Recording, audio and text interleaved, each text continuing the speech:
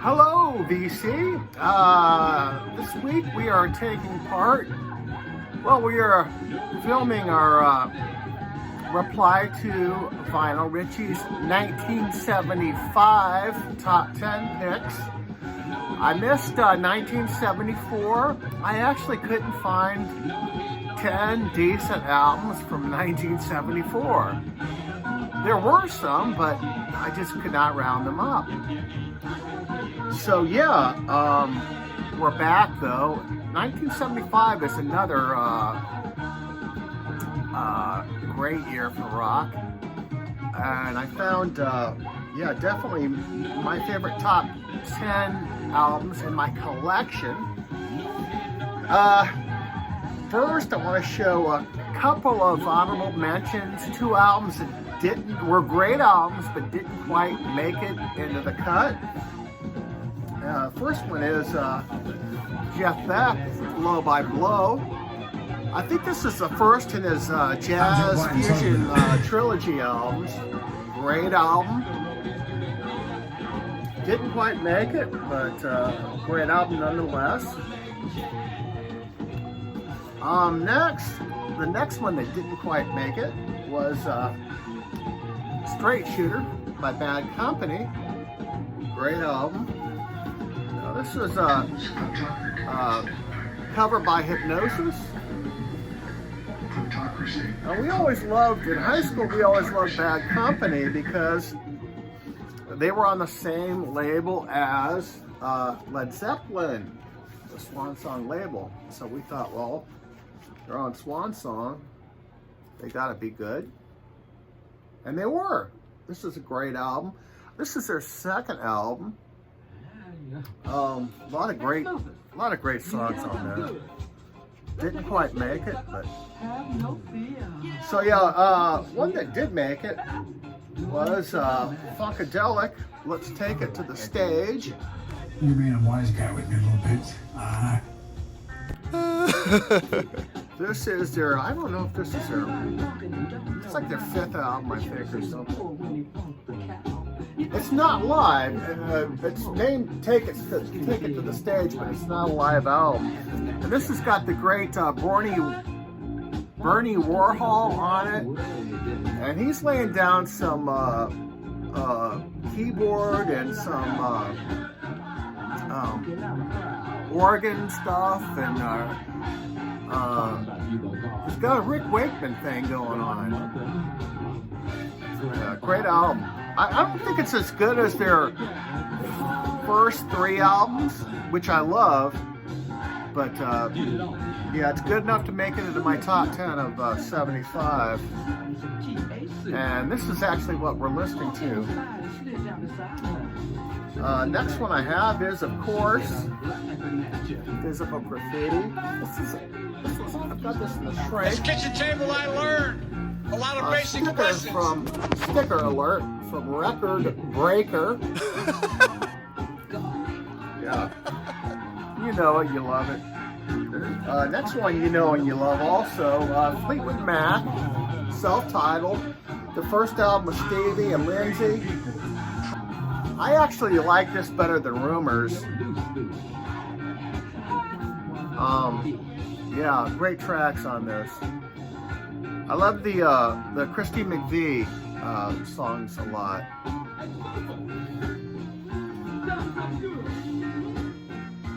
Oh, let's see. Next up, got Steely Dan, Katie Lied. Be clear, I'm not going nuts. This is their second. I could be wrong about it. Maybe their third.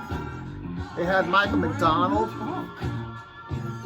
Where is he? Yeah, Michael McDonald was in the band. Nobody was really in the band for long. They kind of rotated musicians, and yeah, these guys, they did a lot of session musician hiring, and But they always had great guitar players. Next one is a classic that you all know. Toys in the Attic. Aerosmith.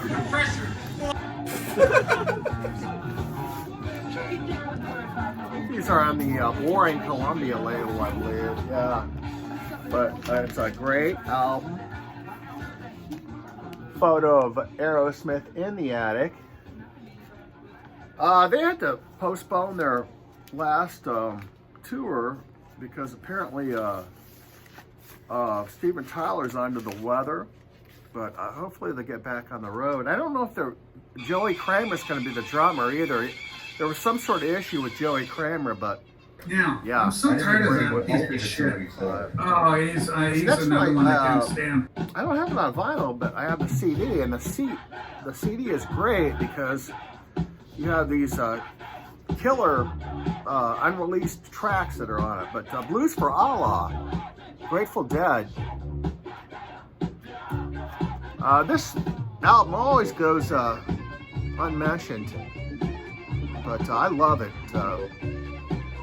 The album itself is fantastic, but this particular CD has more unreleased tracks on it than the actual album, and those unreleased tracks are pretty cool. Let's see, next I've got, now I could have, this band put out 2 albums in '75. I could have picked Caress of Steel, but I picked Fly By Night instead. Rush. Holy Jesus. I like this one a little bit. It's got By Toward the Snow Dog. Oh, he's another one I can't stand. Yesterday, By Toward left a surprise in my front yard. Let's see, we're down to, let's see, this one is one of my favorite Bowie albums, Young Americans. That's all right. David Bowie went to Philadelphia to record this, and his drink of choice was Coors beer. There's a couple pictures of him writing down material for this and taking notes, and he's surrounded by these empty cans of Coors beer, which was popular in 1975 because you couldn't get it up north. You could get it in the South, but you couldn't get it up north. And my theory is that you couldn't get it up north because Bowie drank all the Coors beer up north. I don't know, but yeah, this is one of David's greatest vocal performances, especially on the title track. You have to listen to that. I'm sure you heard it, but it's a great song, and this is a great album. It's all good. And we're down to Pink Floyd, Wish You Were Here. Another album with Hypnosis. Stoddard was good enough to leave his signature on it. And my last one is probably my favorite of 75, Sabotage. One of the things I love about this album, it's a great album, but I love the fact that it's unintentionally funny with the cover. Now, what happened was they called the band in, and what they thought was going to happen was they were going to talk about the album cover. But actually, they were called in because they were going to shoot the album cover, and Ozzy and Bill Ward, I guess, well, what happened with Ozzy, he grabbed a kimono or something that he found somewhere. But Bill Ward, he didn't think, they didn't think they were going to actually shoot the cover, so he just grabbed his girlfriend's tights. And the problem was that in those tights, you could see Bill's package. So what happened was Ozzy took his underwear off.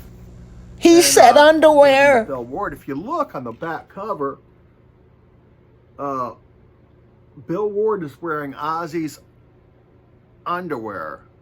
And, he said underwear. Yeah, that's funny stuff. There's actually a picture of Ozzy in the same underwear that he said underwear. Bill Ward for this cover shoot, but yeah, it's funny stuff. Also, Tony Iommi looks like he's auditioning for the role in Urban Cowboy. But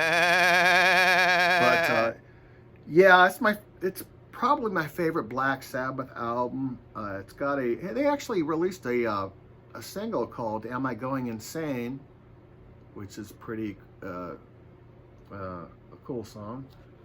But yeah, I love it. And yeah, that's it. Top 10 of 1975. Hopefully Richie will put his out sometime soon. But yeah, take care everyone.